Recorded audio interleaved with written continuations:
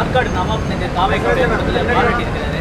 ஆனால் அவங்க எதிர்மறையான விமர்சனம் தொடர்ச்சியாக வச்சுருக்காங்க. பாதுகாப்புல ஒரு அரசியல் காரணங்களுக்காக தேர்தல் நேரத்திலே பல பொய்யான விமர்சனங்களை சில பேர் வைப்பார்கள். அதுக்கெல்லாம் பதில் சொல்ல முடியாது. உண்மையான நிலவரம் என்ன என்று இங்கே இருக்கக்கூடிய ஊடகத்துறையைச் சேர்ந்த அத்தனை நண்பர்களுக்கும் தெரியும். அதனால் நான் இதுக்கும் மேலே விளக்கமாக சொல்ல வேண்டிய அவசியம். மகளிர் அணி, இளைஞர் அணி, சிறுபான்மையினர் மக்கள் அவங்களோட ஓட் பேங்க் வந்து அதிக அளவில் திமுக இருக்கக்கூடிய ஒரு சூழ்நிலை. இளைஞர்கள் பட்டாலும் மகளிர் ஓட்டும் அதிகம் தாவேக பக்கம் போகிறதா சொல்லியிருந்தாங்க. நேற்றைய அந்த கிறிஸ்துமஸ் விழாவில் சிறுபான்மை மக்களர் ஓட்டும் அதிக அளவு அவங்களுக்கு வரும் அப்படிங்கிற மாதிரி ஸ்டேஜ்லேயே அவங்க வந்து பல இல்லைங்க, யாருக்கு எந்த வாக்குகள் எப்படி போகுது அப்படிங்கிறது தேர்தல் முடிந்த பிறகு உங்களுக்கு மிக தெளிவாக தெரியும்.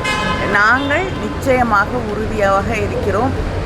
அடுத்த முறையும் நம்முடைய திராவிட மாடல் ஆட்சி தொடரும். முதலமைச்சர் தளபதி அவர்கள் முதலமைச்சராக தொடர்வார்கள் என்பதிலே எந்த சந்தேகமும் இல்லை.